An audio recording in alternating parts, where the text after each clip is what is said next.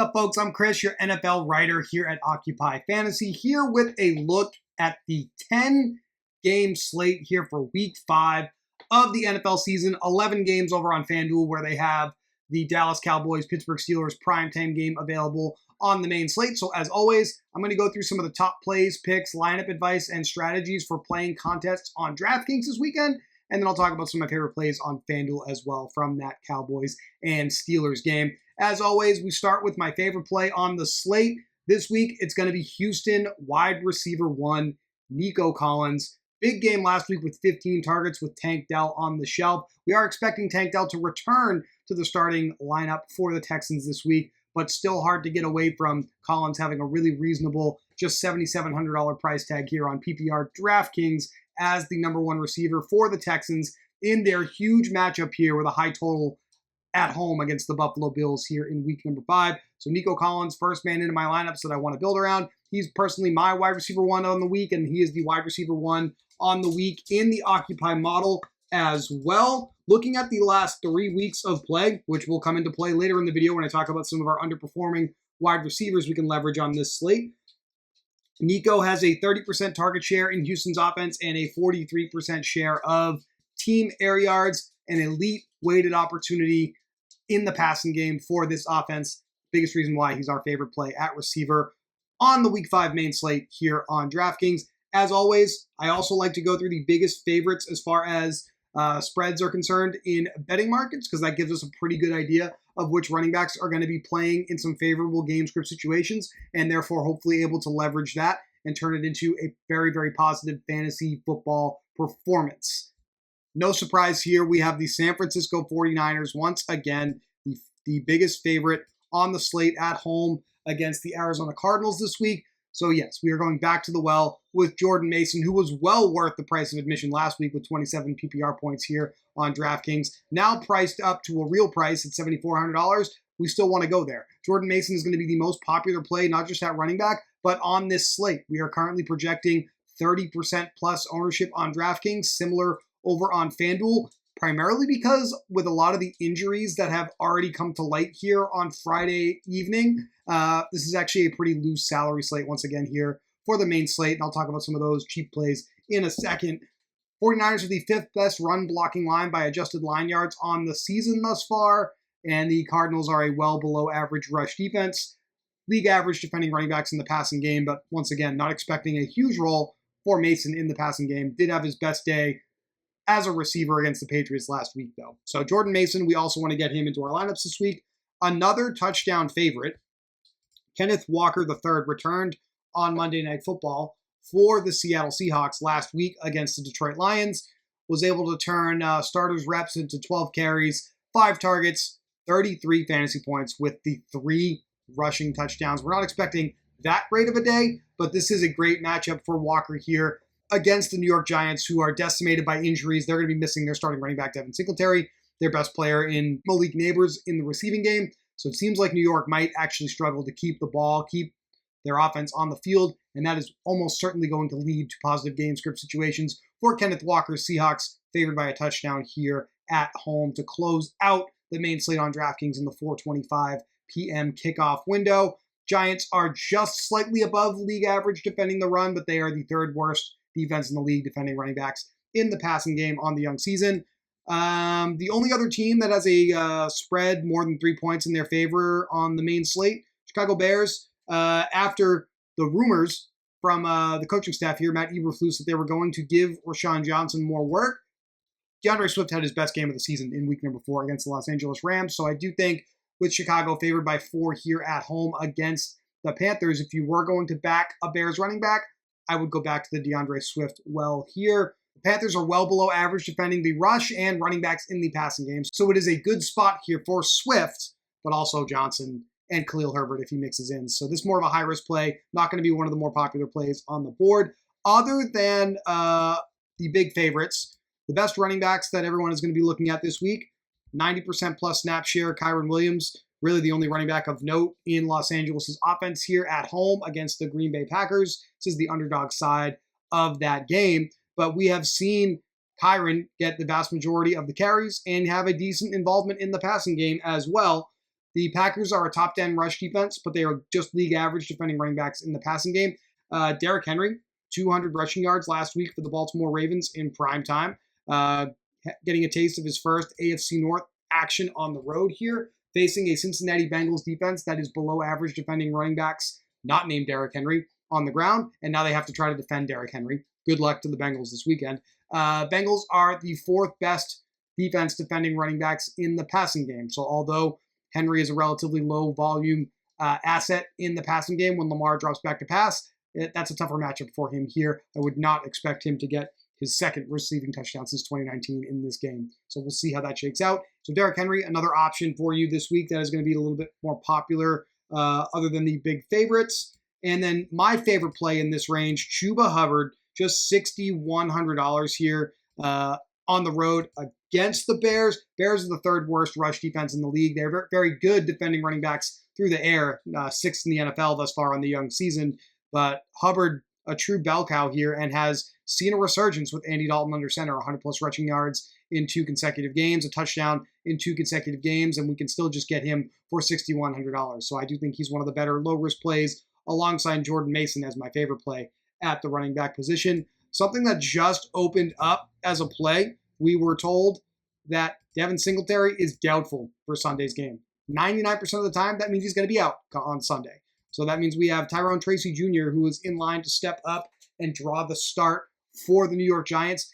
Huge underdogs, so this is probably a little bit more high risk than it seems. But at just $4,300 here on DraftKings, I do think Tyrone Tracy is low risk viable if we get confirmation he is the starter here on Sunday afternoon, because it'll allow us to fit in basically all the best pass catchers we want and 2 more running backs that we think are really, really strong plays. So I'm keeping an eye on this Giants running back situation. I think Tyrone Tracy right now is the favorite to lead this team in touches over Eric Gray, because he has been number 2 consistently in the pecking order behind Singletary to this point in the season. Wouldn't make much sense for Gray to leapfrog him here for the start. So I think we're going to lean towards Tracy getting the opportunities here. The Washington Commanders have been the most exciting offense on the young season. I'm not going to lie, didn't really expect that to be a consistent thing this year, but Jaden Daniels has been the most dynamic quarterback to roster in fantasy football. We see 39-plus rushing yards in each of his 4 starts, very decent production in the passing game, and his salary is still reasonable. It's still under $7,000, although it is at its high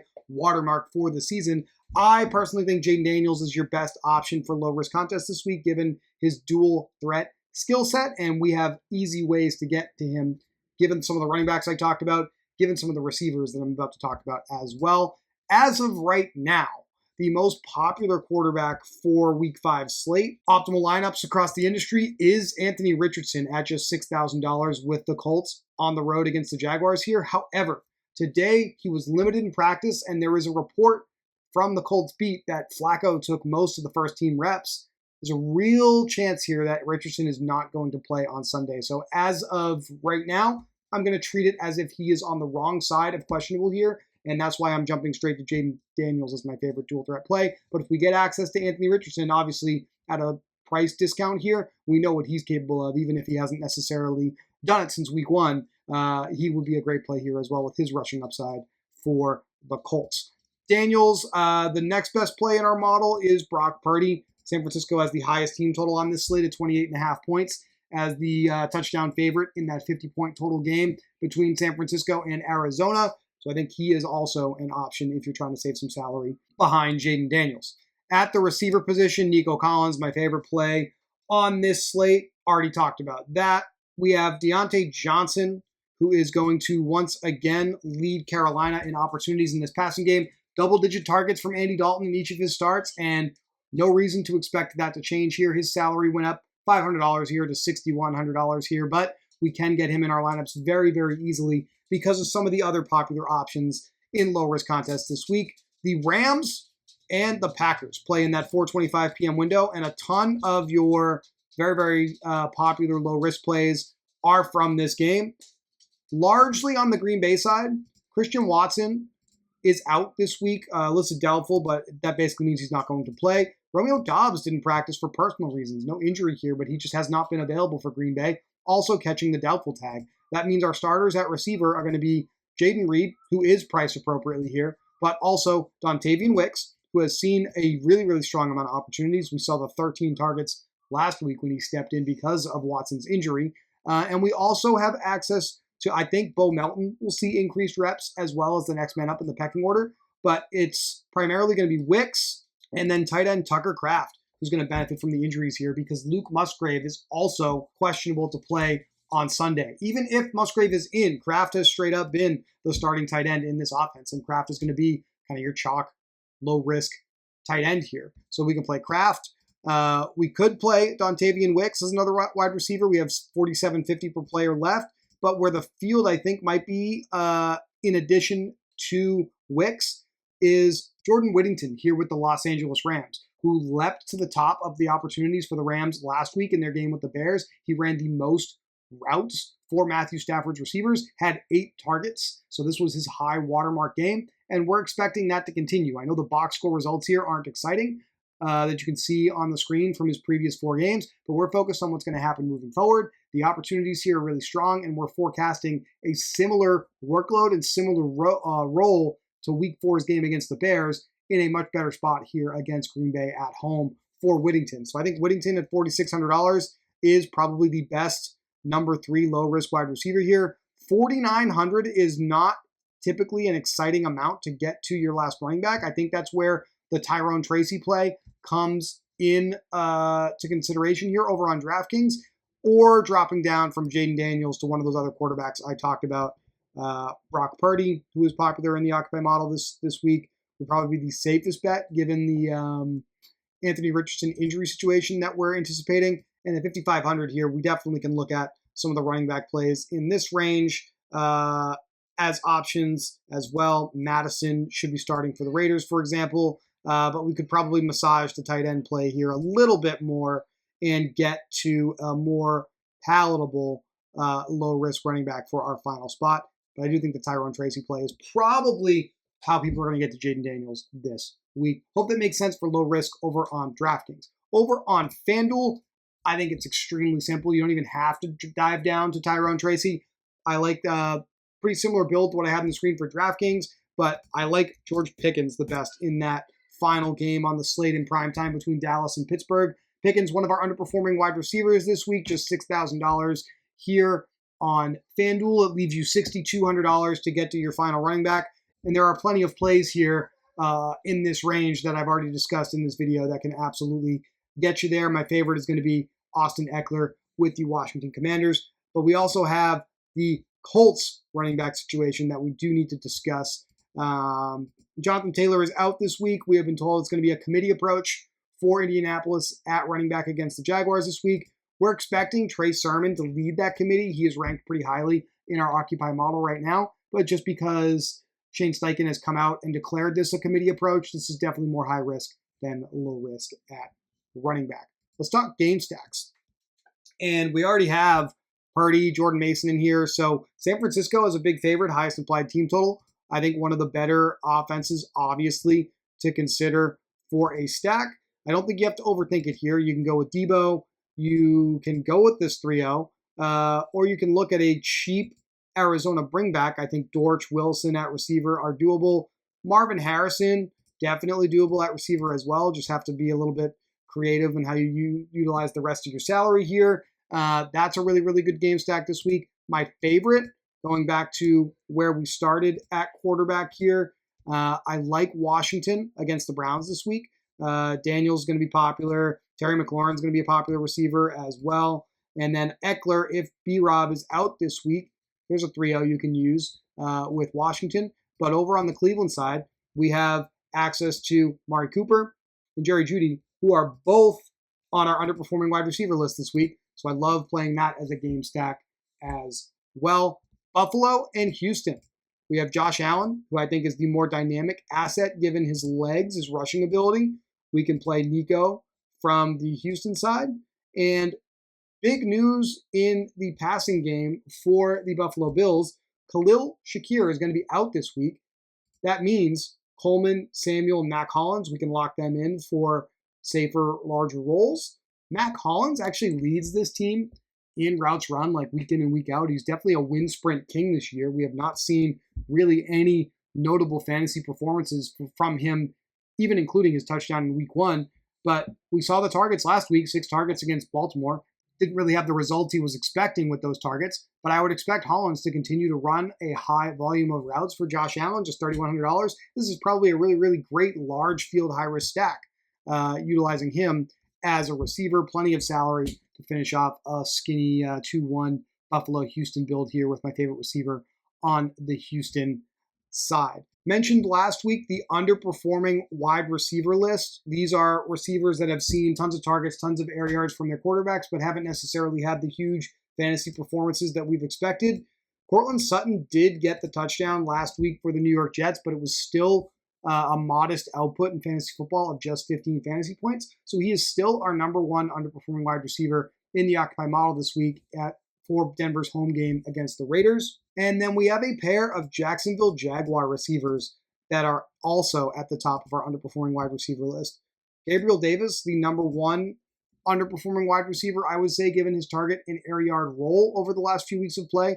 Very underwhelming box score results thus far, but is still capable of producing those ceiling games we grew used to seeing him put up with the Buffalo Bills. He has a very, very similar high upside role here. Maybe he'll capitalize on that here in week number 5 against the Colts. But we also have Christian Kirk, who is popping as well, thanks to his high target and air yard volume role.